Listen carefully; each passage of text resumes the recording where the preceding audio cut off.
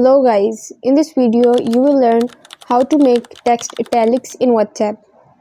So let's start the video. First of all, you have to open your WhatsApp in your mobile phone.